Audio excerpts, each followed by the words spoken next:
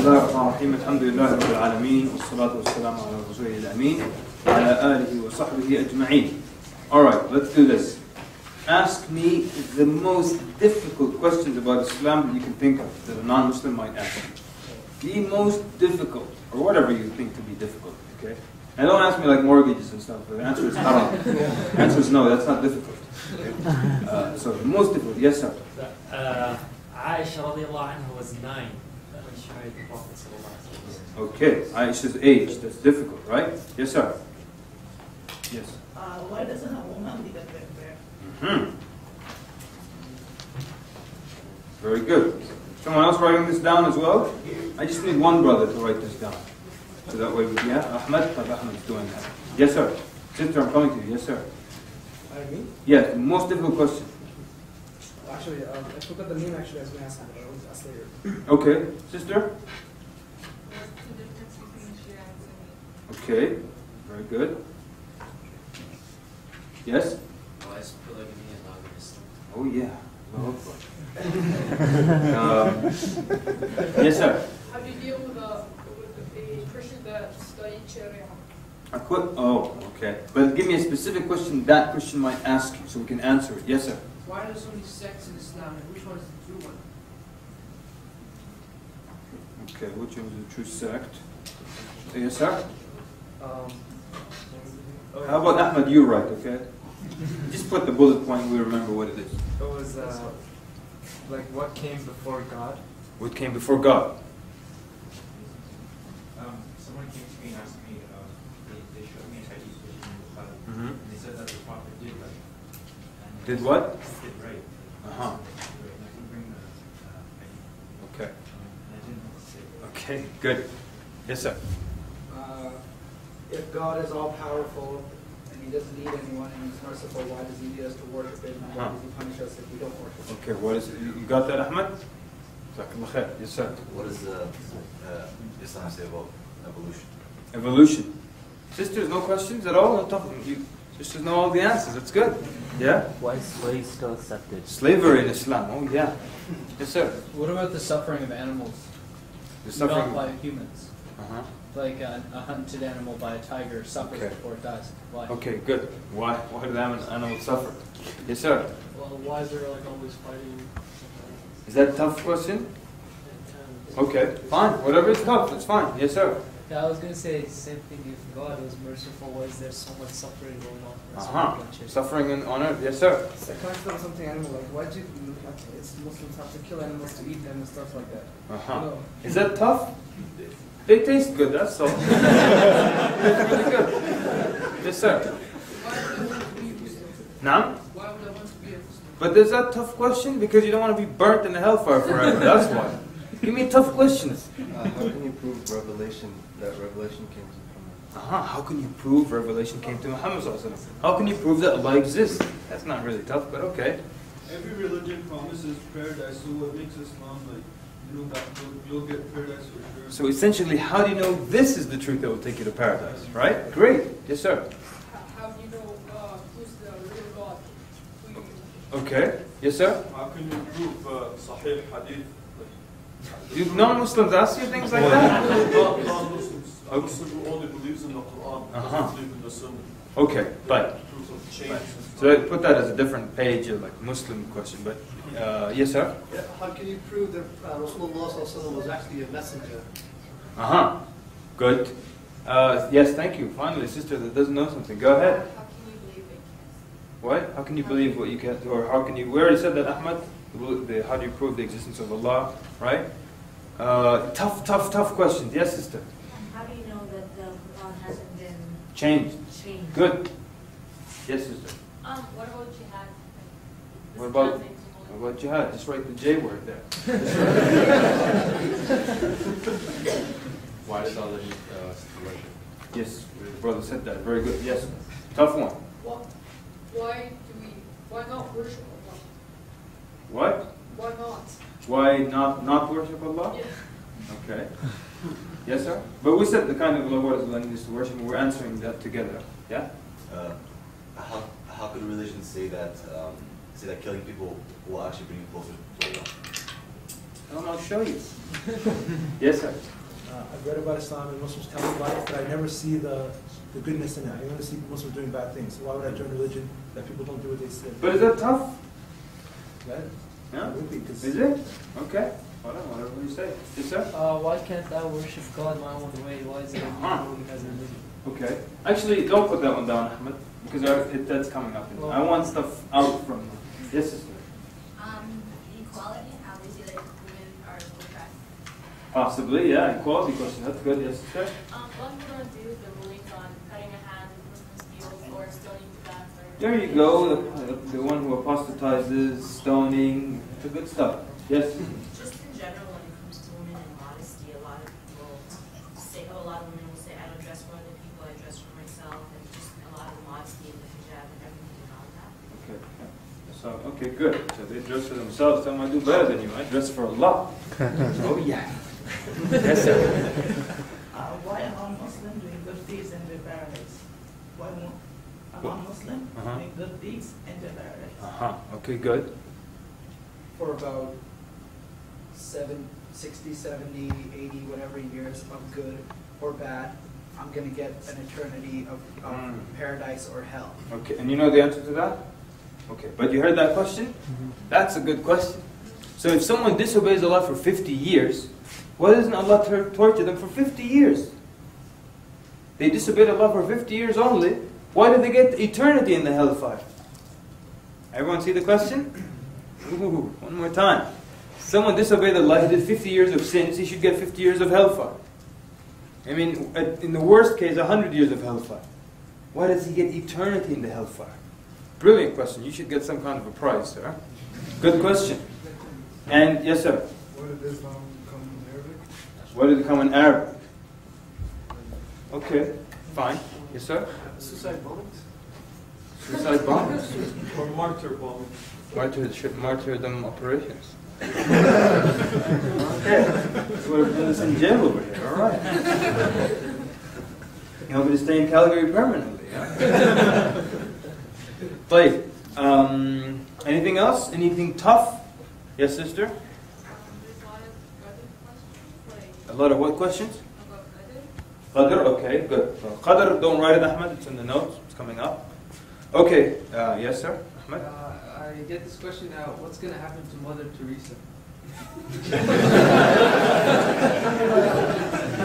Gonna have the Mother Teresa, huh? Well, you have two options. You can be right beside her and see what happens to her, or you can look at her from up top. Okay, so. All right, great. Right. Now, and you want me to answer all these questions, right? Oh, great. I learned this from Sheikh Abdul Rahim Green, actually. That you ask all the tough questions, and guess who has to answer them later? You do. So you're going to answer these questions. Now, you're going to answer these questions after you know a lot of techniques, so it won't be that difficult, trust me, inshallah. And if you want me to prove it to you, I can ask you some of them right now, and we'll see how long it takes us to answer them, and then we're going to go through some of the techniques, and you'll see that it takes you it's a lot easier to answer after you know some of the techniques. But okay, let's move forward now. So these were all the excuses why, or things that would stop someone from becoming a Muslim, or stop you from being an effective da'iyah and bringing people to Islam. And they're not just limited to those 5 on the board, there are probably a lot more. Okay, let's do this.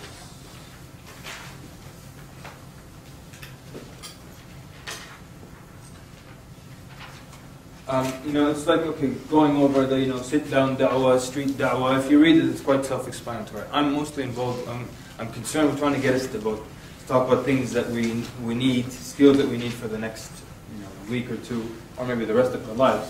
So I don't want to necessarily talk about, sit down. I mean, obviously, we said that already. I want to show you when I skip a page, it's not a big deal. This is a page I skipped, and this is why I skipped it. We already discussed point number 1. We did. Point number 2, self-explanatory. That's why I skipped it. Point number 3, self-explanatory. So that's why when I skip a page, you can trust that, inshallah, it's not a big deal. But if you insist, you put your hand up and say, why did you skip that point? For example, there's one here. It says if they repeat an argument, rephrase it and say it back to them. So this is one of the techniques. When someone asks you a question, they keep someone's discussing religion with you. You explain something to them, they say the same thing over and over and over again. Well, that's because, he died for our sins, and that's why this, and that. So you explain, you talk, well, but Jesus died for our sins, and that's why.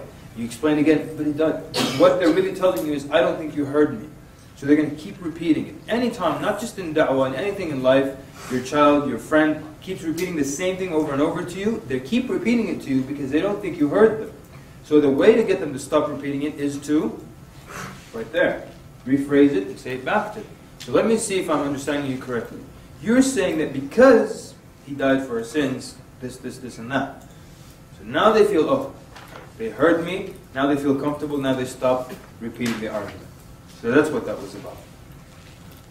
That was with the internet, that's what I'm just showing you the page that I skipped through. So it's saying, stick to the point, meaning, just throwing random pieces of information and just copying and pasting from other sites and then plugging it into the chat or whatever, the email. The rules are the same, the rules of Dawah. You start with Tawheed, you build on the 5 pillars, things like that. You give them further, links for further reading. As a general rule, men try to communicate with men, and women try to communicate with women. Because you don't want to give the shaitan an avenue. And so many times you'll get emails or calls, and someone will say, I started giving this guy Dawah, and now I'm emotionally, a woman will say that, now I'm emotionally attached to him.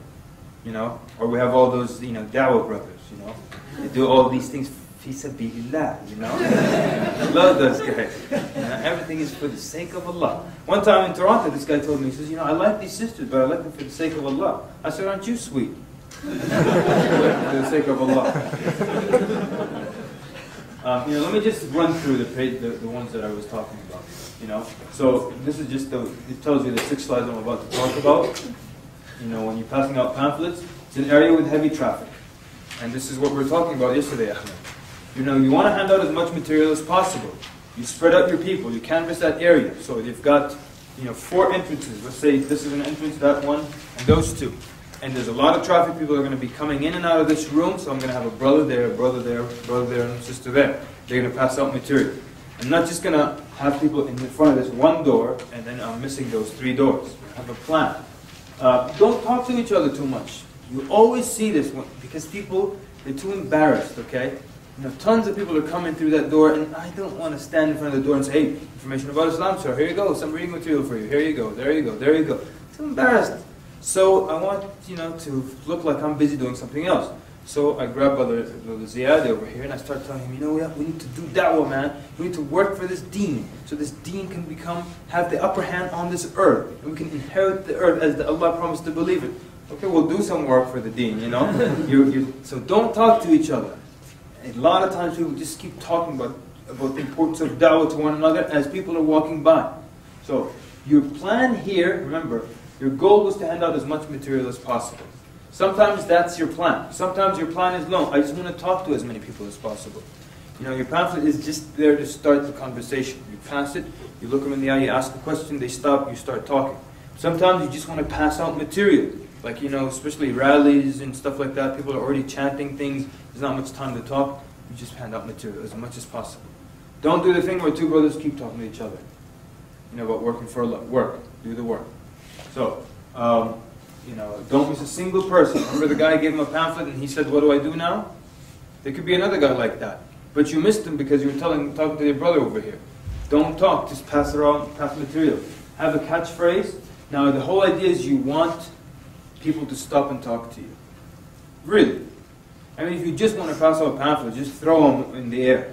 But you want to talk to people at some point. So one of the ways to get people to stop, you have a catchphrase.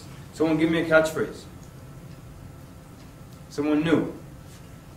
Meaning someone who has not heard the workshop, somebody new. Catchphrase. What would you say if you want to give someone something to read about Islam? What would you say? There's no wrong answer. Yes, sister. What do you know about Islam? Here you go. What do you know about Islam? Learn and prosper. What? Learn and prosper. Learn and prosper. I like that. I like it. Who likes that? I like that. I've never heard that one before. Learn and prosper. Wow. Good. Yes, sir. What's your purpose in life? What's the purpose of life? It's not a bad one. Very good. Yeah? For your salvation. Brothers are hardcore over here. For your salvation. There you go. For your salvation. Yes, sir. Do you know your Lord or learn about your Lord? Very good. Learn about your Lord. Do you know your Lord? Protect yourself. Oh man, I like this guy. You sell insurance, sir? He said, protect yourself. Very nice. I like that. These are great. I should steal some of these. I've never heard that one before. Protect yourself. Protect yourself. Here we go. Protect yourself. You know? So when you protect yourself. Oh, hi. So great. Excellent. Excellent. Good job, you guys. Excellent. Anyone want to add anything? Yes, sister. Correct some misconceptions about Islam. What's that? Correct some misconceptions about Okay, nice, nice. And possibly when you say that, your pamphlet has something to do with that, right? Great. Yes, sir. So you already know the answer? Sorry? You already know the answer? You might say that as you're handing it out? Yeah, because, like, let's say it says, like, you know, who is Allah? And you'd be like, oh, no, thank you. You already know the answer? Uh-huh. Okay, good, good. Excellent. One more. Yes, sir? Explore Islam. Explore Islam and? The truth is near. The truth is? Near. Near? Okay. The truth is near. The truth is here. Okay, good. Great. So, now, and the one I like to use, and just happens to be the one, but I might start using protect yourself now, is that, you know, free information on the purpose of life. That's just what we say. Just nice and easy. Free information on the purpose of life, free and beneficial. They take it, thank you very much, have a nice day. Free information on the purpose of life. They refuse it, thank you, have a good day. If they take it, and then sometimes they look you in the eye. Free information on the purpose of life. What is the purpose of life, sir? And then they might tell you something. And whatever, right or wrong, it doesn't matter. The whole point is they stop and you might say, well, this is what Islam says is the purpose of life. And you start talking. Free information on the purpose of life. Free and beneficial. And my thing is, you either take it or you hear it. So if they don't want to take the pamphlet from me, I want to still make sure they hear the message. So free information on the purpose of life. They don't take it. And what is the purpose of life, sir? To worship the Creator is the purpose of life. Thank you very much. Free information on the purpose of life. Just like that. You know, you're walking around, you're talking to people. Good morning. You're greeting them. I always tell people, you already look like Osama, so smile when you meet people. You know, it's a nice experience. You smile, you have, good morning and good day, and thank you very much. They take it, you thank them. They don't take it, you thank them. It's not a problem. And that makes that whole shy thing and embarrassment thing go away. They say no, just thank them very much, and that's it. And it has happened in the past when you refuse. Like one time someone refused to take a pamphlet, I still thanked them, and they came back and they liked the fact that you were polite to them. I said, you know what, thank you, I'll take it. Come, it doesn't matter, it's fine. So, I think I won't skip any pages. I'll just go over them quickly so we didn't skip any page. Now, here in the end, know what you're handing out. Know what you're handing out. I want you to think of a number of things here. First of all, not every pamphlet is good. That's the truth. There's some pamphlets that are not good. They're not well written. That's true. And some of them, and the majority maybe, and we're just now starting to see some new stuff come out. But for the last 15 years, we've been handing out stuff printed in the 70s with that horrible ink and the different and weird language and not relevant and just so on and so forth. So not every pamphlet is good, and not every good pamphlet, we've established that it's good, not every good pamphlet is appropriate, right? Who practices polygyny? Is that a good pamphlet? Yeah, it's a good pamphlet. But is it appropriate for every situation? I'm walking on the street just handing out that pamphlet. Here you go. The man says, polygyny? Ashhadu an la ilaha. Think that? Probably not. But what if I have an event about women in Islam? So I have, that pamphlet, who wears the veil, women in Islam, polygyny. Is it appropriate now? Makes sense now. So not every pamphlet is good, and not every good pamphlet is appropriate. So it's good to have a rough idea of what you're handing out. I'd like to suggest a pamphlet that roughly covers Tawheed, the Prophet ﷺ, and the other 4 pillars. And something about maybe life and death in the end. And there are many like that, by the way. Most of them tend to have those important points in there. And so have a rough idea, just skim through it, know what you're handing out. Because a lot of times people, they just, they come into the box of pamphlets that they're going to hand out, and so they say, oh, well, let me have some of the green, the blue is nice, some of the red, oh, any more of the pink? Now we have problems now. So it's not about the colors, you know what you're handing out. Because the joke is, you give it to a non-Muslim and they say, what is this about? And your answer is? About Islam, right? Of course it is, right? All right. So, know what you're handing out. Anyone want to ask anything about this page? Yes, sir?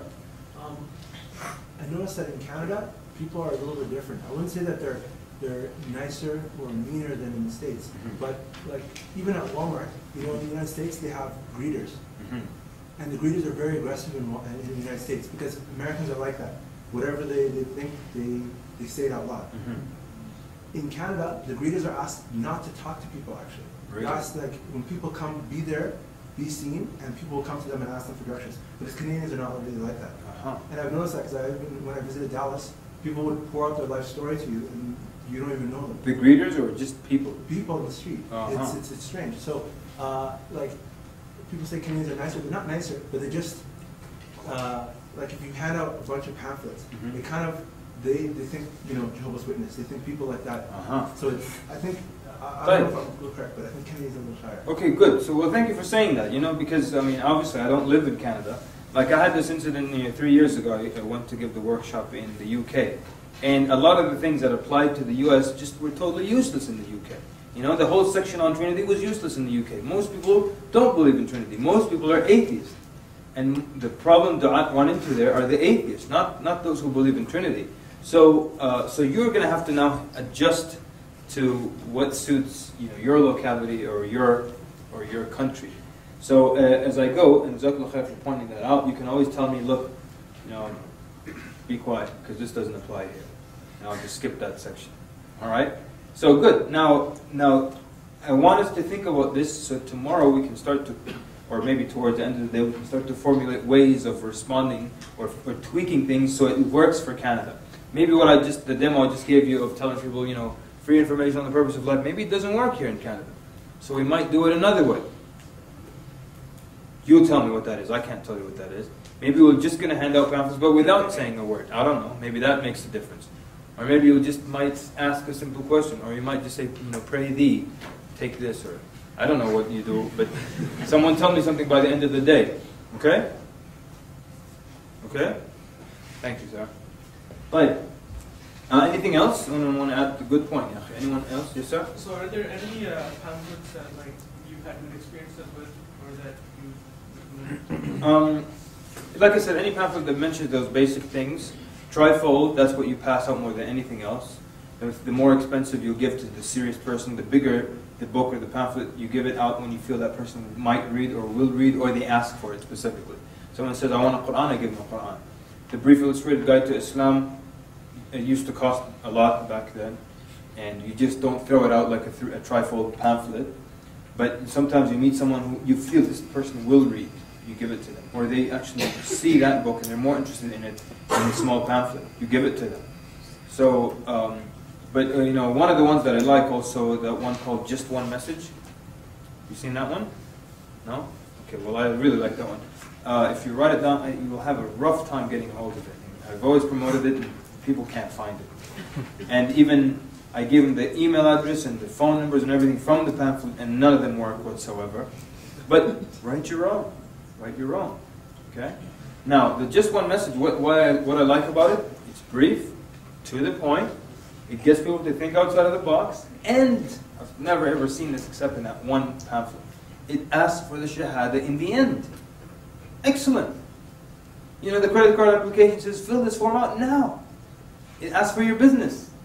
Everyone pamphlet just talks about Islam, this, and if you don't burn it, do it, this will happen, and then have a nice day.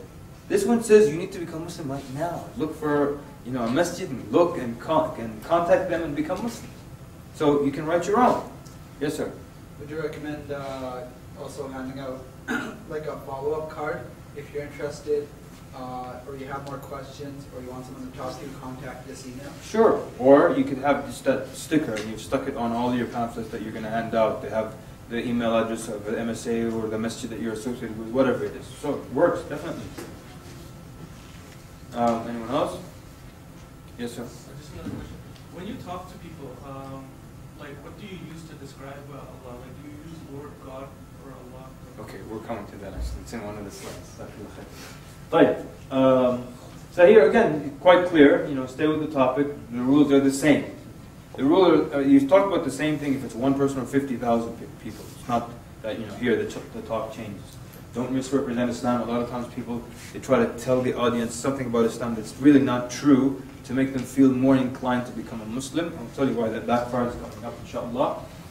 Street dawah, or MSA dawah table type dawah. Just for those who, I will be using a lot of street dawah examples for the sake of the example and dialogue that went about.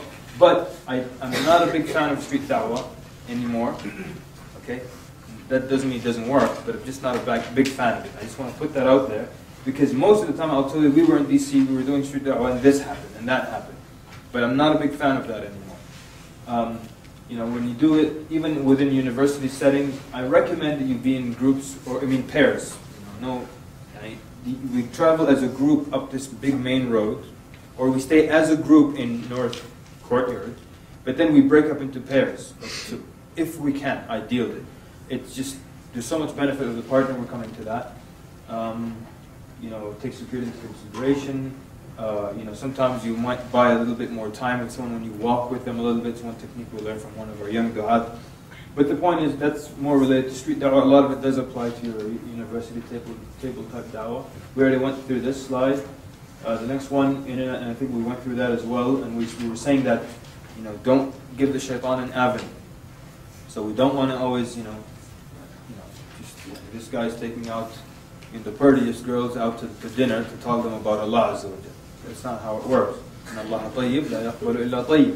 So we don't do stuff like that. And once the talk goes beyond or outside of what it is in Islam, then we have a problem. So even if the sister is telling this person about Allah and the Prophet ﷺ, there's no one else except her, fine. But the minute it gets into, hey, giggle, I like the color of your hijab or your shoe, then we have a problem, So one way we solve that, or we used to, is that this is our da'wah table. We have two brothers over here and two sisters over there. And guess who comes to get information from brothers? Yes, Jennifer and Edwina and Vanessa and those people. And who comes to those sisters to learn about Islam? Chad, Brad, and the other guy. So what happens? We do the quick trade. So she comes, she wants to learn about Islam. Okay, well, let me introduce you to Sister Fatima over here. This is Vanessa. She would like to know something about Islam. You come back here, they bring you Chad or whoever comes, and you just keep it like that. Don't give shaitan an avenue. But if there's nobody there, khalas, you lower your gaze, you talk. You don't just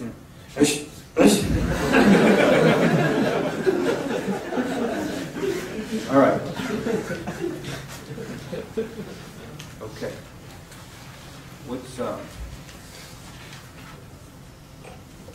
Before I move on, I want to talk about something. When we were talking about pamphlets, and I was saying not every pamphlet is good. There's this thing where when it comes to da'wah, we don't study. And we don't engage in study. Even those of us who are scientists in life, when it comes to da'wah, the science flies out the window for some reason. A lot of times, this is how a good pamphlet is written. Some guy opens up Microsoft Word, he starts to type what feels good to him. He prints it, next day he shows it to his friends. They read it, this is great, they're all Muslims now. All of them like it, this is excellent. And then they say, let's print 100,000 copies of it. Great. This is how I would like to see some group put a pamphlet out, and there's actually a group in Australia that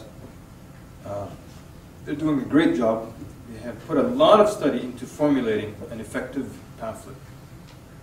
When I spoke about this at the workshop, they were in there and they came to me in the break and said, we've been actually doing this. We're working on pamphlet. They wrote it. Then they're going to get different focus groups and people to read it of different ethnicities, different religious backgrounds, different age groups, male, female. And then they're going to take this survey. What part did you understand? What part did you like the most? Which part was confusing? Then they're going to adjust and make the necessary changes. Then they will make the 100,000 copies. Make sense? Makes sense, right? So not just what feels good to me or what sounds good to me. Like there's one guy that I know. He owns an audio company. He'll only sell audios of the reciter that he likes. That's you. You don't like this reciter, but there's 100,000 other people that like this reciter. You're only going to sell them what you like. Sell. Everyone has different tastes. So the same thing. I like this pamphlet, and Ziyad liked it, and Ahmed liked it, and Ahmed liked it, and Ahmed liked it. So khalas. Let's put it out. No. Let's get other people to see, non-Muslims, how do they feel about it? So that's what I'm saying. When it comes to da'wah, sometimes we forget about studies. There's a sister, got a PhD in something related to statistics. Alright? Look at the field, statistics. And there was a non-Muslim who read a copy of the Quran. He was offended by one statement in it, okay, in the translation or the explanation. And she started going around campus telling people, don't ever give this copy out to non-Muslims. It offends them. It was just one person who was offended, but she kept walking around saying it offends them. Now, that copy has actually been in circulation for about 15 years. It's one of the most popular. Many people came to Islam because of it. And very few, if any, people have complained. Now this one guy now, after 15 years of circulation, has complained. She's saying, let's take it off the shelves because of one person. And she studies statistics.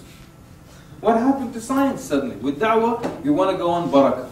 You know, we don't want to go on study, science, research. We want to roll on barakah. And lately we've been running on fumes of barakah. So let's do some study. Okay, one more scenario. I don't know if we did this in Power of One. Did we do it? No? Okay, da'wah exercises? No? So basically, there's one person who called me up. He said, look, from now on, I'm not doing any da'wah like this, but I'm going to be organizing Islamic nasheed concerts. And that will be my da'wah to non-Muslims. So what's your argument here? Or maybe you agree. What's your argument? Someone tells you, from now on, my da'wah is organizing Islamic nasheed conference. I'll bring, native bika, and they'll sing and whatever and all that, and then people will become Muslim. Yes, sir.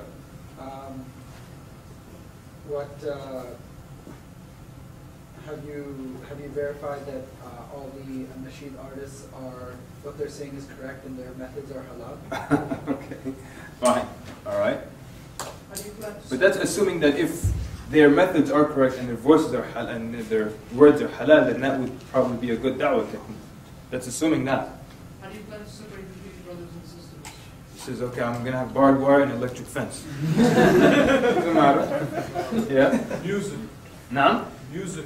Okay, but you're all assuming that if there's no music, this will work. Yes, sir? Is your target market listening to the sheep? You must be, what are you, man? MashaAllah, target market and stuff. I like you. We need to talk during lunch. Good. Yes, sir? Yes? Oh, I was going to say the same thing, actually. Oh, I need to talk to you too. Yes.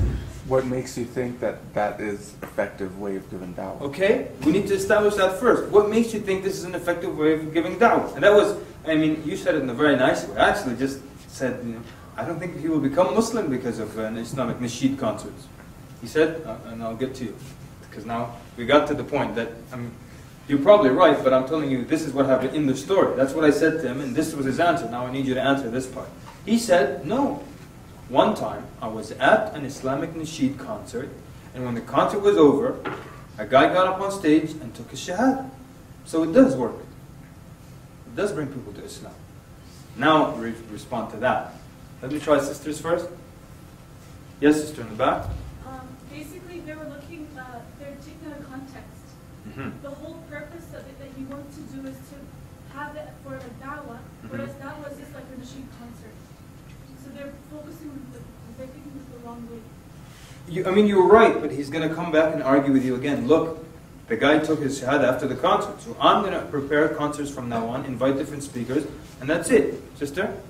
How do you know that he took the Shahada because of the concert? Huh. Excellent. Sister's a scientist. Not that you were wrong. Everybody was, but the question was, how do you know that he became a Muslim because of the lyrics in the song? How do you know that? That is what they refer to as one data point. You just see one data point. You don't know what happened before it. First of all, let's go all the way back. First of all, okay, go ahead, sister. I was just going to say it's just one person, and then to your earlier previous point, you don't know the success of it. Okay, Jazakallah khair. But excellent. But like now, let's go back to what the sister was saying. So, how do I know what happened to this guy to get him up on stage? First of all, let's go backwards. Do non-Muslims usually flock to concerts if they say, native bika is coming to town? All right. Does anybody know who that is? So, do they just come and flock to these concerts? So what will you think? Why is that non-Muslim there then? What might have happened? Take a guess. Yeah? Maybe he was already Muslim, that was just his public shahada? Possibly. That's also very true. And sometimes there are some of those fake shahadas.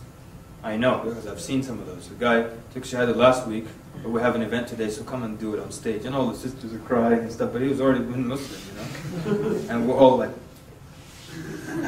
yeah? His friend brought him. He's Muslim. There you go. Most likely he was invited by somebody. It's not like Michael Jackson came to town. By the children. I mean, it's not.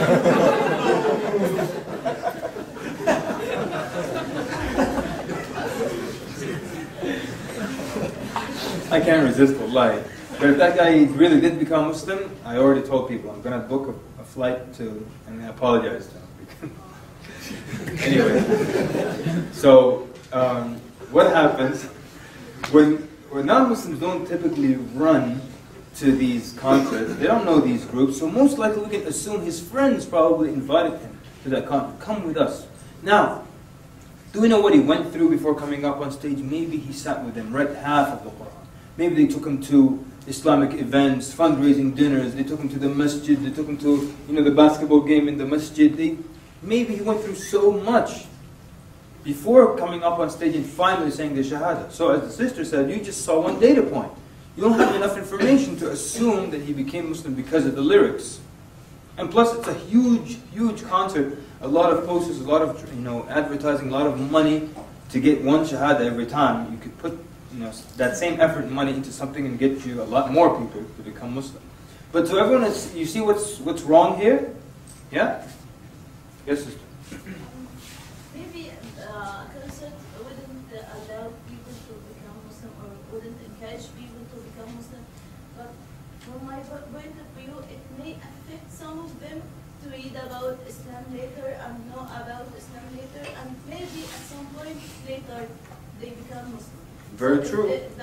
The direct relation that to have an event and so everyone become Muslims wouldn't work, but maybe it will affect some of them to read more or to know more. Jazakallah khair. I like what the sister is saying because she is not, what's the word, like crossing out, like negating. Yeah, it was something like that. Yani she's not, putting aside the possibility that it could be something that works, or it could be something that it's one step or might catapult them into studying about Islam. That's true, but in order to say that, we need some kind of research. I don't have any problem if someone comes and says, look, we've done research, and actually brings, every concert will bring 6 people from the street into Islam. Great, at least now we have research to support it. Don't just say, well, once I saw a guy take his Shahada because of this, and let's all do that. No. Okay, great. So we're going to move on a little bit, but the whole point, it was an important point, was let's study, let's see. And a lot of times there's just a guess, and we all go on that guess. I told you, there's one popular speaker, and I won't mention his name, very popular Dawah, and he has a rule that in order to give Dawah, you need to be, well, he used to have this rule. In order to give Dawah, you need to be an African American. So please, all of you who are from, or Arabs or from the Indo-Pak region, get out. So we made up this rule. We went to, again, this was a Dawah event, we went to DC. I think I told you this story last month or something. We all went to DC, give some Dawah, DC predominantly African American. So one Arab brother, he made up a rule suddenly, and everybody liked it. He said every group of 2, has to have a black person in it. Remember the story?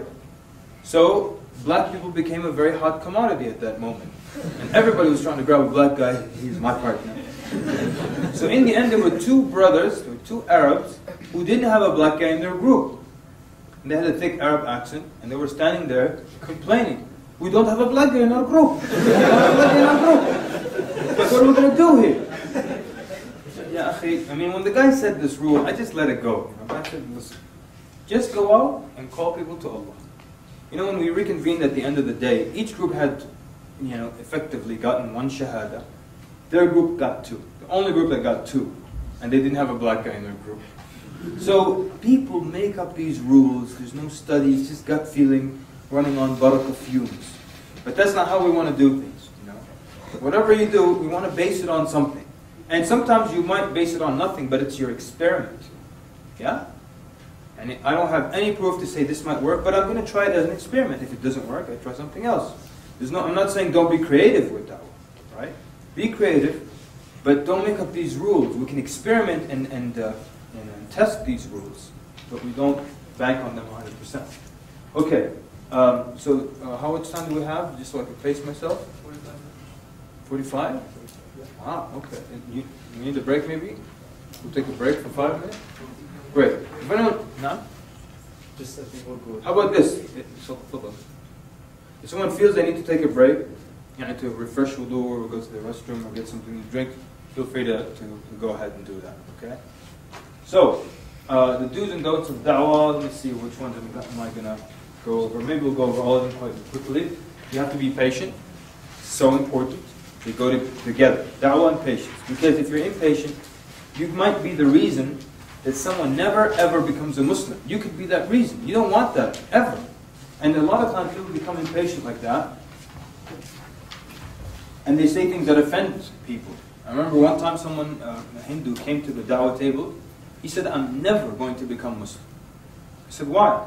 He said, I was here yesterday, and some of the people at this table insulted me, and they said, what are these statues and gods and fake gods that you're worshipping? So they insulted him. So he said, I'm never going to become Muslim. Imagine that. We already have enough things to deal with on the Day of Judgment. Now you got a list of people who said, well, I never became Muslim because he was rude, or he insulted me, or he lost his school. So be patient. You don't want to be the reason someone never enters into Islam until they go to their grave. So be very patient with people.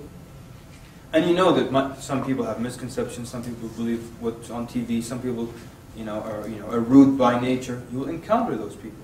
When you're prepared to be patient, to encounter problems, it makes it easier for you. Yes, sir?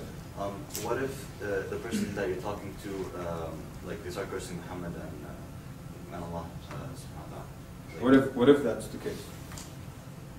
Do you is there do you still have to remain patient? Does that happen here? Yes. Sometimes. Yeah? Okay. Sure, huh? All right. Let me ask you this. What can you do within the law here? Because if we're in Sudan, I know what I'll do. We'll talk it over. What's the problem? Just we'll use sign language. So anyways, you know the 5 evidences, right? I always teach my students about the 5 evidences. So if you disagree with me, I've got 5 evidences for you. You're writing them down, mashallah. I'm just joking, you guys. Here they are. 1, 2, 3, 4, 5. Brothers were like, I'm going to offend for being so diligent, though. All right. Okay, but what can you do within the law? Someone give us a suggestion here. I'm going to be in jail by myself. Somebody else. Yes, sir? What he says, Muhammad ﷺ is this. Yeah, proof. Okay. They say he was a pedophile. Okay. Where did you hear this? Can you explain? Good. So, you might try to question. Now, that might work if that person genuinely believed that and he was telling you that.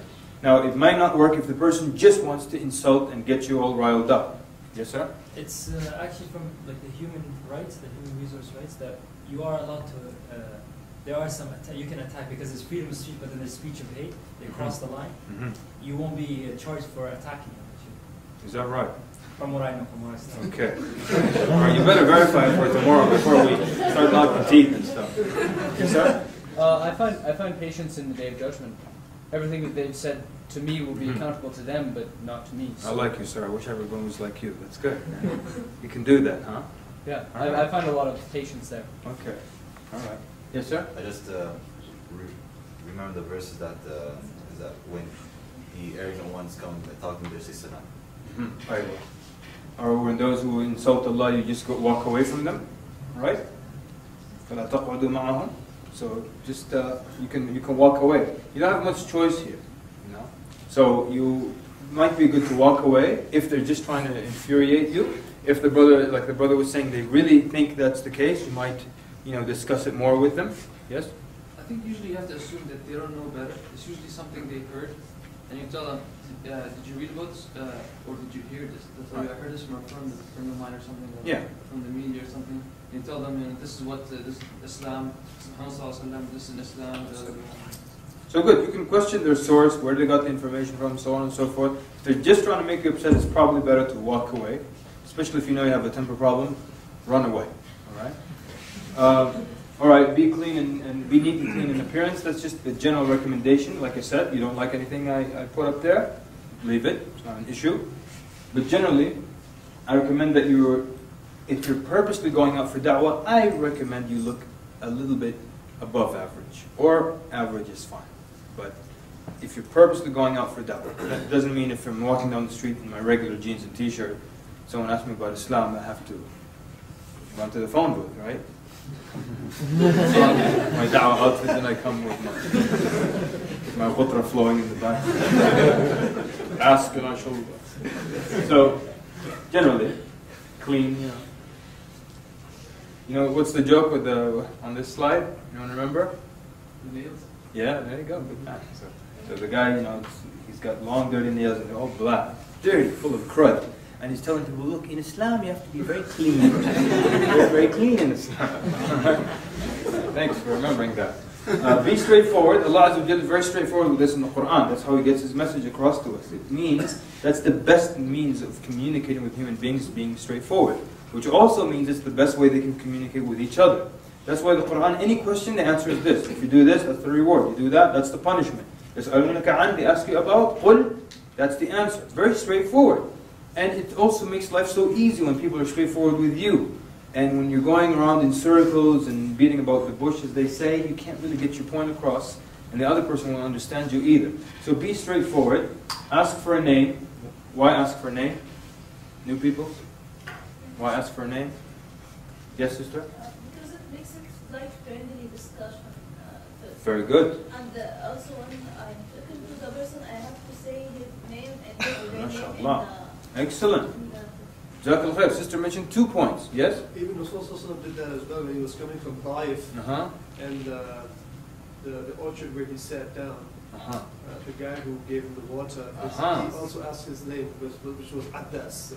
Jazakallah khair. Very good. And the Prophet actually, when he asked him his name, he used that to discuss, his origin, and then it became a da'wah reason. Sister said, ask for the name, it makes the da'wah personal. True? And you want your da'wah to be personal. You don't want to sound like you have a script, and you just come and you spill it out to people. So it makes the da'wah personal. And so the sister also said, you use the name.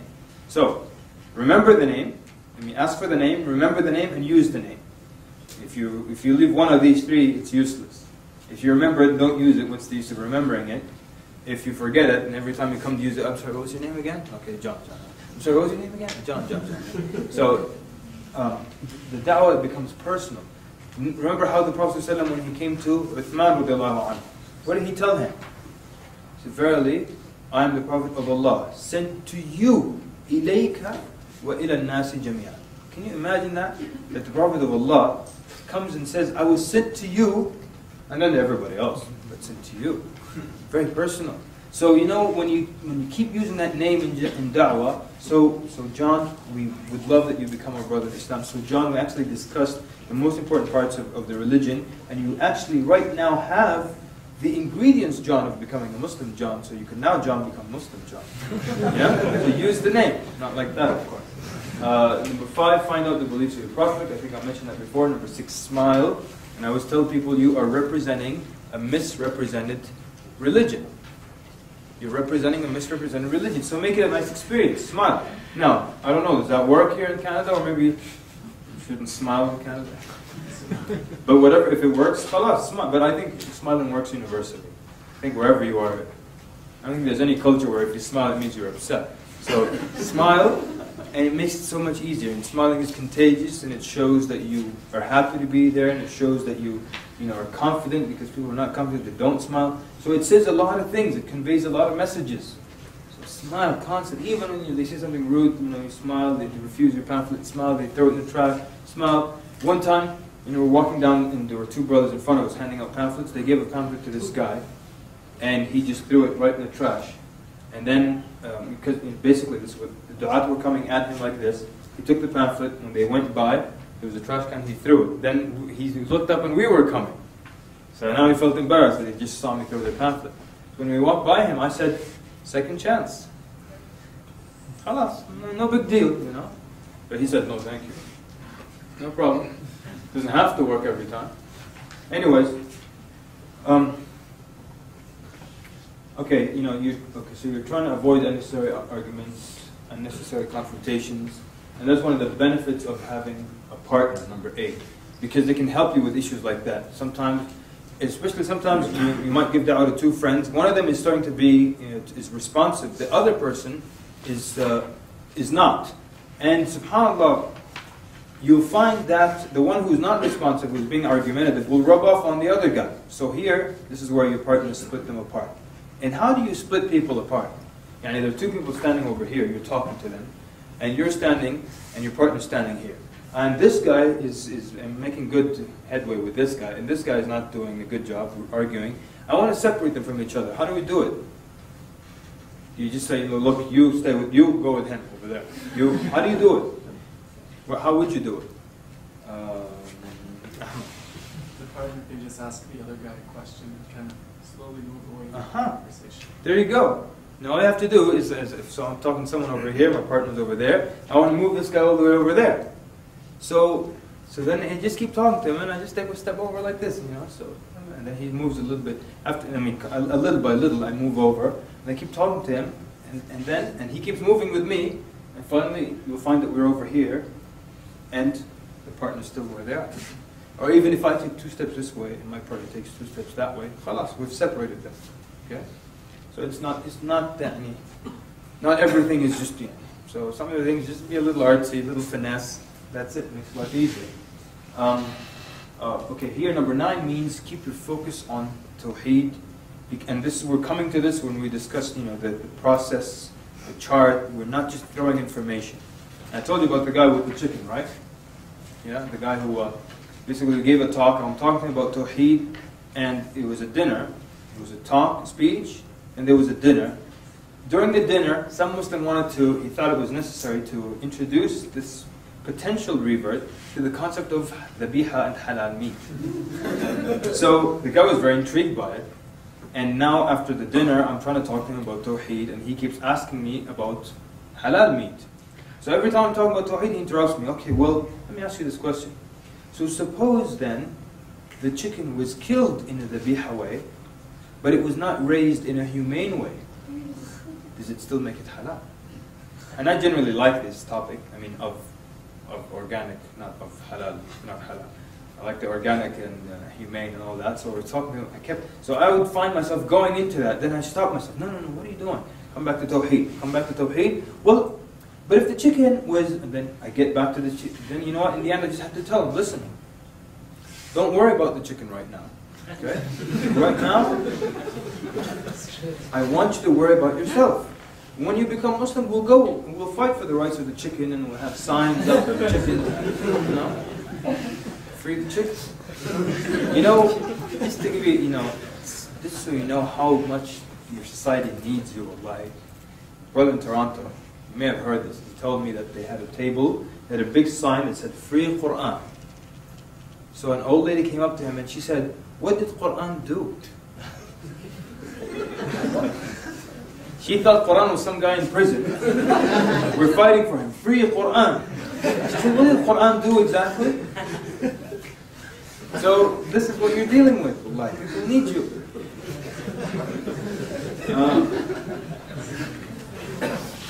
Okay. 10, use simple language. That's just basic, Some brothers have a big vocabulary and they always want to show off. They think to convince people, come off as a professor. So they use big words like elephant and hippopotamus. Thank you, sir. Big, long English words. Impressive. One of the most effective du'a we've ever seen, he has the same speech.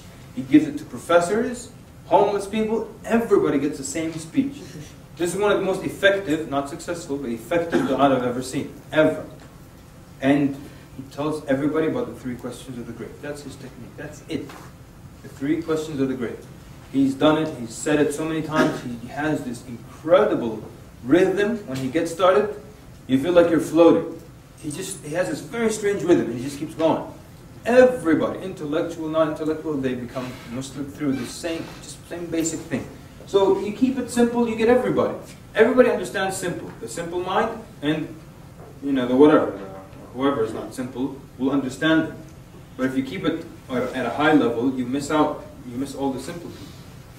But we said this before. You look for these things. You try to find what is the issue, what's the obstacle, what's the need. And sometimes it's just ridiculous things, and sometimes it's not. And one time there was someone interested in Islam. They said the only problem is that I don't like the fact that divorce is allowed in Islam. That's it. So then you explain that how it can in some cases even be a mercy. These people will be forced to live their life together when they can't stand each other anymore. Or then anyway. So let me give you one example here, just so you get an idea. There was a guy, co-worker, and we agreed that he's going to come over to my house over the weekend, and we're going to talk about religion. So we had this agreement. That means I have time. He knows it's about religion. He's not going to escape the topic or anything like that. So we made this agreement, let's say Monday. So Monday during break, later on in the day, he would come to me and say, so we're on for this weekend, right? But you're not going to convert me. Tuesday, he comes in, hey, we're on this weekend? You're not converting me. Wednesday, he's saying the same thing. Now, do we know exactly why he's saying that? Not exactly, right? But we can take guesses. So, who would like to take a guess? Why is he saying that? No, new people. Yes, sir. He had what he thought was a killer argument. Oh, okay. So maybe he thought that he's got a strong argument. He's going to lay it on me. Yes, sir? Yeah, I was going to say the same thing. He's got some strong argument. What else? Just guessing now. No one's wrong. Yes, sir? He's trying to intimidate you first. He's trying to intimidate me first, right? Yes, sir. He believes his strength is in refuting whatever you say. He believes, he's very confident that he can refute whatever I say. He's a devout believer. He's a devout believer. Yes, sister in the back. Ego, yes. He may actually be insecure. He could be insecure. Now, are all these possibilities true? Everyone agree? Everything that was said right now could have been true, right? And all of these were possible examples. But I thought what the last sister said. Now, I'm not saying, well, hey, guess what? My way is right. But I said, let me test. I think he's insecure. Now, I tested it, and it happened to be the case. I could have tested it, and it could have been what the brother said over here. But I tested it, at least. So what are you going to do? It could be this, it could be that, it could be this, it could be that. But I'm going to test and see which one it is. Make sense? We don't know the unseen here. We test and we diagnose. And so what the sister said, he might be a little insecure. So he's telling himself, he's getting himself pumped up. You're not converting me, you're not converting me. Now for me, that's not a good thing. Why? Why? Ahmed? He's going to come in with the attitude that he's not going to... Exactly. He's going to come in with this mindset, I'm not going to be convinced, I don't want to hear it, I'm coming in for a clash, for a headbutt. And I don't want that. So, what are possible ways, again, there's no wrong answer, what are possible ways you can get him to think, no, it's not like that? What might you say to them? Yes, sister? I don't want to convert you unless you want it. Excellent. That's exactly what I told him. You could have tried something else. Yes? Tell him, like what the sister said, I'm not here to convert, I just want to talk about it. Okay. Now remember what the sister said. I already told you. The problem is that he feels insecure. So give me answers related to that. He feels insecure. Ahmed. Can you just explain the two types of hidayah? Okay. You could. I'm not saying you can't. You could. But it's a bit long-winded. And that suddenly is supposed to make him feel that, oh, so you're only going to guide me and Allah might open my heart. So in the end, I'm still converting him. Huh? Yeah? I would feed him really, really well when he first comes over, and then I talk to him. You would feed him really, really well. Put a lot of spices in his food, and he's already an American white guy, so he's going to be like this all the time. Yes, I believe you. Yeah? No, I'm not saying you're wrong. Good, okay. Maybe you're that much of a good cook. I mean, everyone will become Muslim. The minute they taste your food, Ashhadu an. I'm just picking on you. Yes, it's in the back. Sorry? That it's not like right or wrong arguments. Okay, possibly. Well, if it's insecure, he probably feels threatened by Islam. So you got to find out what aspect of Islam threatens him. Okay, great. Yes, sir? Well, what if you agree with everything I say? Then what? Okay, good. MashaAllah, you guys are a very intelligent crowd. I say that everywhere I go. And I don't, actually. Good, I'm loving all the comments and how quickly hands go up. This is great. So, excellent. Everything you said was right. Could have worked either way. The sister said he had a confidence issue, and I figured that's what it was. He doesn't know what I have in store for him when he comes to my house. So he's trying to convince himself and pump himself up that I am going to go as a Catholic and come back as a Catholic. He won't change me. He's afraid that I might drop something on him that's so hard, he'll come back as a different person than when he came in. So I started to tell him, yes, you're right. I started to give him the confidence. You're right. I can't convert you. Only you can convert you. I can't do anything to you that you don't want. You're the one who have to accept arguments or reject them if you want to. So I made him feel that we're not coming here to clash, just like some of you were saying. We're just talking. So he actually let his guard down and felt, well, this is good, no pressure. It's not about who will win or lose. It's about the decision I make in the end. Whichever way, I win. And so, alhamdulillah, when he came, he wasn't looking for a clash or a headbutt. Alhamdulillah, he did become Muslim at the end of the time. So, that's just again, you find that problem, that issue, that obstacle, you fix it. Yes, sir? Like, how long did you know him before you invited him to your house? Like, what I mean is, like, what did you do before the point you invited him to your house? In this specific case, I knew him for, for a number of months. It wasn't a long amount of time. It wasn't like 8 months. It was probably a few months. We actually became friends very quickly. He's a very nice guy. But, maybe it was 4 months, maybe 5. But I'm just telling you this specific case. I'm not saying this is the rule. You should know them this long before you invite them over or something like that. But that was just the answer for this specific case. Okay. Number 12, a lot of communication is non-verbal, so you listen with the eyes and the ears. Remember what I told you about the da'iyah? You pay attention to things. You look at how people say something. What do you understand from this? And I'm giving you actual examples now. Someone says, yeah, Islam is such a great religion. If it just wasn't for all that women thing, for that women issue. What does that tell you?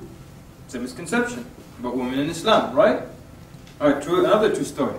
Someone asked me this question. Now, read into everything that happens before they speak.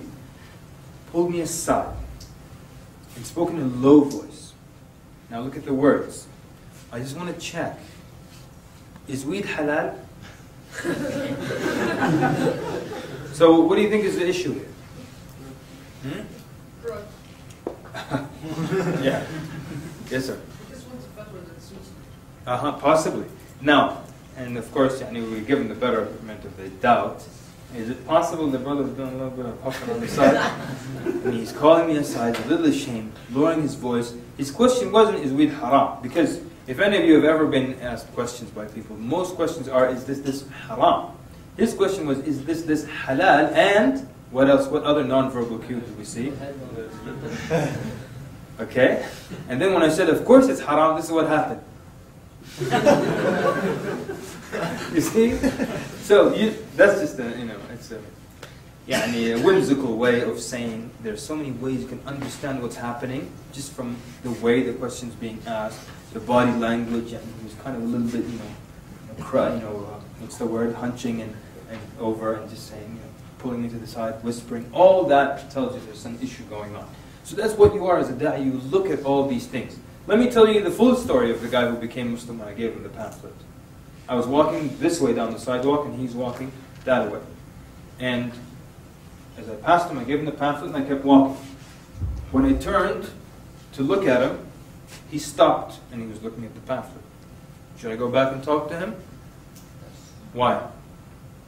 Because he stopped. See? You all saw it. You read into a sign. He stopped. Why did he stop? All day I'm giving people pamphlets, they keep walking. Why did he stop?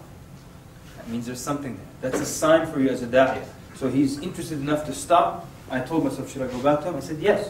When I got to him, he said, what do I do now? See? So all you have to do, you have to read into these things. You have to read into these signs. So that's what it means. A lot of communication is non-verbal. You look at these things constantly.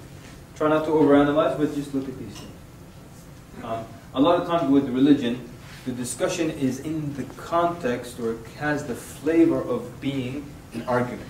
By the way, something important I have to say that I forgot. As we're going through, if you look at your notes, the slides towards the end have most of the meat and potatoes in them, the heavy stuff. But as we do these slides, the examples I give you, they're actually, they have techniques and rules in them. So try to pay attention to them, and I'll point them out whenever I can. So don't say, well, here we're just going over the do's and don'ts. No, in the do's and don'ts, we discuss techniques. Did we do that so far? We talk about the technique. This is a technique. Focus on tawheed, having a partner with you. Understanding these issues, how to do it. We spoke of that a couple of times. Using the name, using simple language, being straightforward. All this is technique, even though it's just listed under do's and don'ts. So while we're going through the stories, pay attention to technique. So we said that most of the time, when you have a religious discussion, it's in the form of a kind of debate, or who will win or who will beat who. True? When that's the case, people usually don't tend to listen to one another. Now, show of hands, who has seen the debate between Jimmy Swaggart and Ahmed Deedat, rahimahullah? Great. A lot of people have seen that. Great. Now, who mopped up the floor with who in that debate? Ahmed Deedat. Ahmed Deedat, right? And who? Ahmed Deedat, right? He cleaned up the house, right? Now, what would you say, for the new people, what would you say if I told you there is a church that mass produces that debate without editing, and they pass it out to their congregation in church? New people, tell me, why would they do that? Why on earth would they do that? Yes, sir? They're a proselytizing church. They send people out from their church to... But why would they give them that debate where their guy is being destroyed? Yes, sir? Apparently you have the upper hand in that debate. Sorry? Apparently Ahmed Deedat didn't seem at his best, or he had something against him. Okay, very good. Yes? So that they can learn from the debate. Possibly, but that wasn't the case. Yes? But actually he gave the right answer, but go ahead. Do you want to show that Muslims are just debatable people or something? I mean, you could have been right, but that's not why. He already gave the right answer, but your hands are still up. Go ahead. I want to give everyone a chance. Now? From their point of view, they won. Exactly. That's what the brother said. You're just putting in different wording. That's what happened. In their mind, their guy won. Really? Yes. Can you believe that?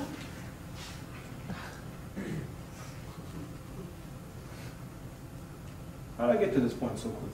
Usually I discuss it on another slide, but let's just do it here. Their guy won. It's under the dome section. There we go. We'll just do both now.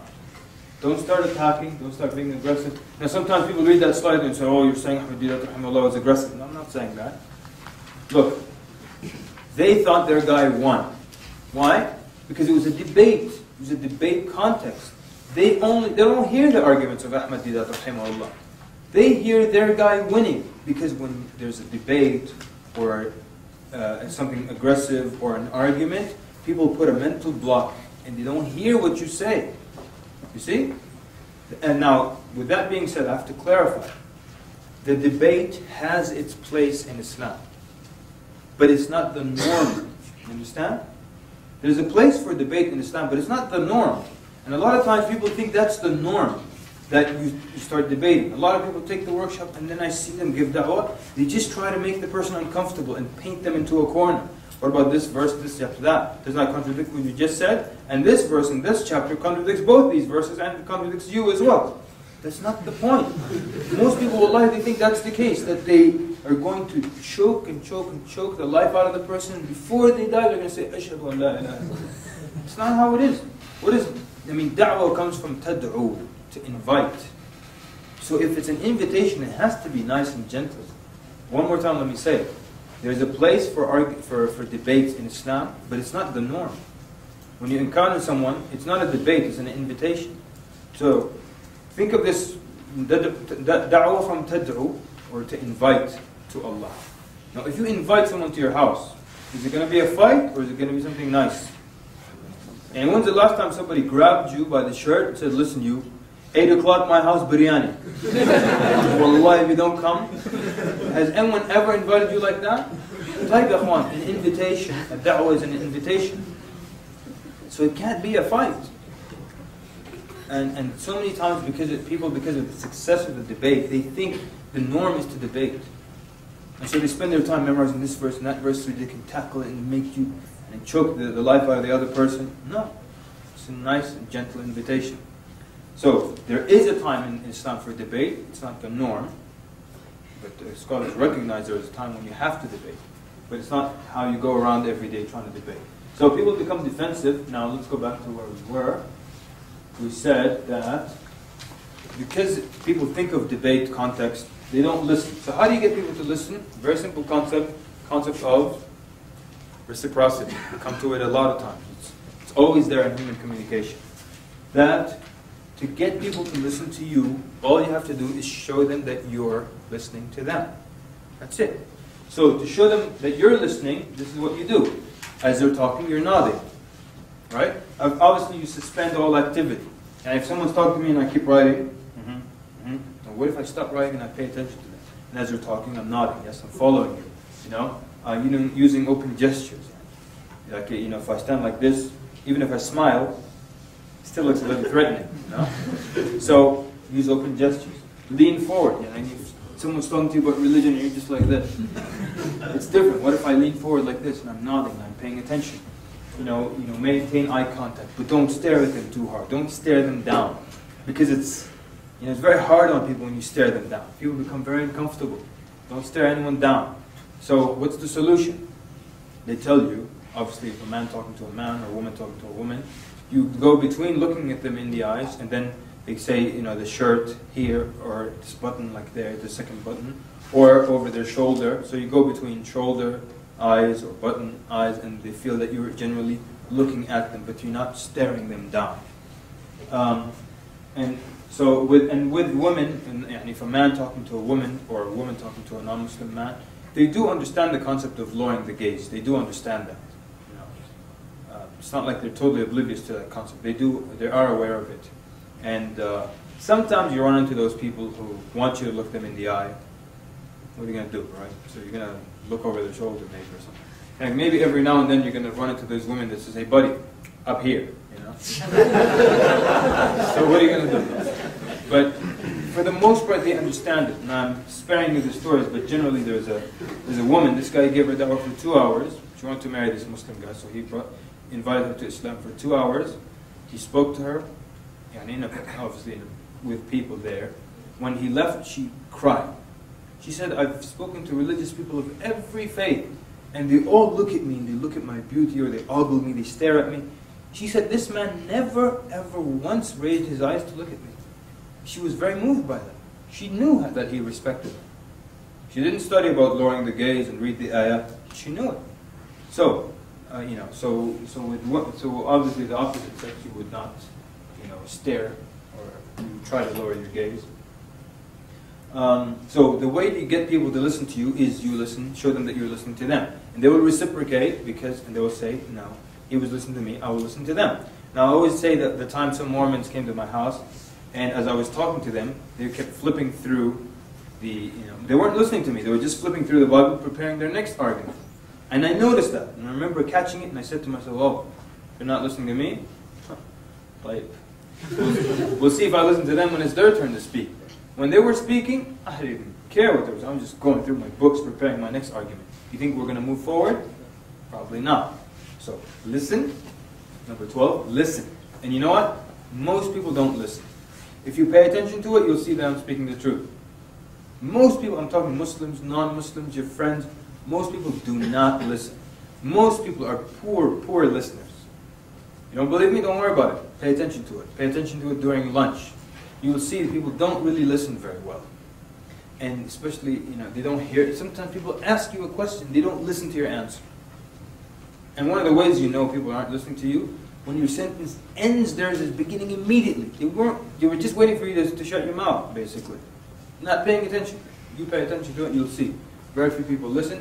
And I also say this, I missed it in a few slides before, very few people smile. I'm talking about Muslims.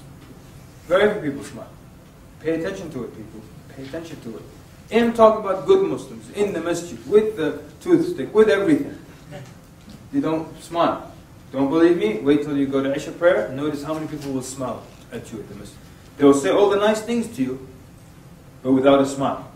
But they don't smile. Pay attention to it. Every time you smile, you get a reward. You know, you see 50 people a day, 20 people a day, 10 people a day, and you smile, you get 10 rewards. Multiply that by 365 days of the year, you have, you multiply that if you live up to 50 or 60 or 70 years old, you've got a mountain of good deeds. Prophet said, do not belittle, do not belittle any of the good deeds. It adds up.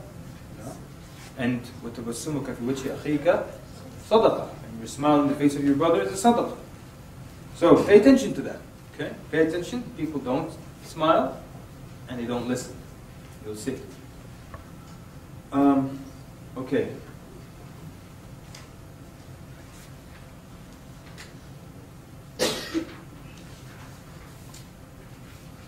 I'm going to skip this because I'm going to come back to it under a different category.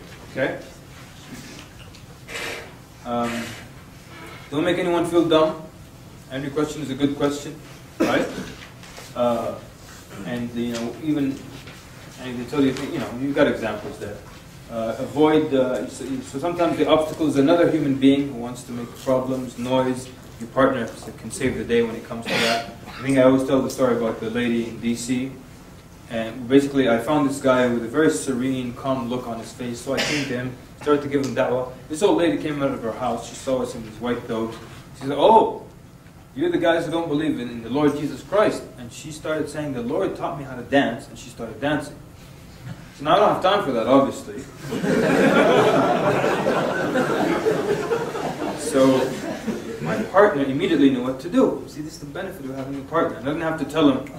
I didn't have to do anything. He immediately knew. So he went, he took her aside, they started to discuss dance moves. While over here, I could talk to this person without any noise. So that's why the partner is just such a benefit. And here, I referenced the example of the Prophet ﷺ when he invited his family, including Abu Lahab. And he wanted to give him da'wah, right? And then Abu Lahab stops the Prophet and said, "Look, if you're calling us for that new religion of yours, we don't want to hear it." So what happens? According to one narration, Prophet ﷺ invited them again. Same people, except this time without Abu Lahab. And he called them to Islam.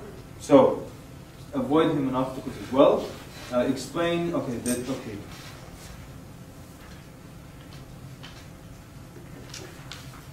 I'm skipping that for another section. This is the golden rule, which is go for the gold, which means make the sale, which means ask for the Shahada. When do you ask for the Shahada? When you've discussed all the essential things and that person has the ingredients to become a Muslim. It doesn't make sense that you don't ask him for the Shahada at this point. Right? It's like saying, I'm inviting you to my house. So you're walking, all and you're chit-chatting as you're walking to the house. When you get to the door of your house, you open the door, you enter, and you slam the door in their face. Same thing. I'm inviting you to Islam. You're talking. When you reach the door, you slam it in their face. No, you ask them for the Shahada. And this is the golden rule. I told you there were 2 rules that I insist upon, absolutely. This is one of them. I follow this rule so much, sometimes if I'm sure the guy won't become Muslim now, I still ask for the Shahada. Because it does a lot to the person mentally. It's saying, look, you need to become Muslim at some point. You know? So, are you ready to become Muslim now? It's really saying you actually have to become Muslim. It's just a matter of an hour later. But you need to become a Muslim. And I always give the example to sales when they tell you that, you know, in sales, sometimes, in certain studies, they found, of course, there are many reasons why a sale won't go through. There are 1,001 reasons why someone will not commit to purchasing something, whether it's a suit or a car or whatever it is. There's so many reasons. I had a credit card, they only accepted cash. I had to consult my wife, it was the wrong color, it was the wrong size, whatever it is. I can get it at a better price. There are millions of reasons. But they found in one area that 96% of the time, the salesman didn't ask for the sale. You have to ask for the sale. You have to ask for the Shahada. Sometimes people don't want to change their life. They don't want to, everything you say made sense to them. that they need that encouragement. So he asked them to become Muslim. And again, I explained effective versus successful, right? In the beginning. Right? So I want to show you the difference in effectiveness that it made for me, not in success. So I used to stand in front of the store every Saturday, call people to Islam, give them a 5-minute introduction to Islam. And when I was done, there was this awkward silence because I thought after the introduction, it's such a beautiful religion, they should beg me to let them become Muslim. But they would just stare at me and I would stare back at them. It was very weird, awkward silence. And they were waiting for me and I'm waiting for them.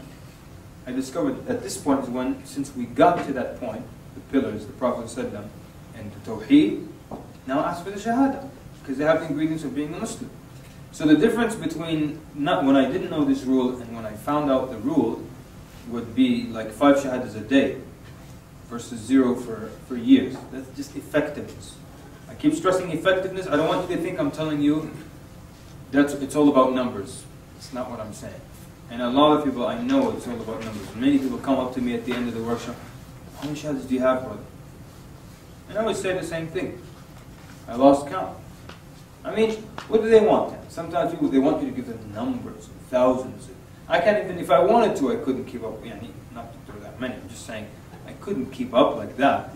Like I was telling you, some people, they'll tell you, brought this many thousand people to Islam. Or this many, with the details, until this many and 426 people to Islam. And then what? So that means the guy with the highest number is the best da'i. What does it mean, really? So let's not get caught up in the head count, but I'm just showing you how this will make you more effective. So, you can't think of one time the Prophet ﷺ went to a group of people to invite them to Islam and then didn't invite them to Islam. Even the sentence doesn't make any sense. So, in order for someone to come into Islam, you ask them to come into Islam. And a lot of times they'll ask reverts in the audience, when did you become Muslim? Well, when finally one of my friends asked me to become Muslim. I can't stress this point enough. I'm not saying if someone asks you why do you grow your beard, you immediately say, well, because I'm Muslim, you want to become Muslim. I'm saying that if someone has the ingredients of a Muslim, then khalas, you ask them to become Muslim. Now, what if they say no? What if they say no? There's an obstacle. Ask questions and find out the obstacle. When you discover the obstacle, you give solutions. And then what do? Ask for the Shahada again, because we'll fix the problem.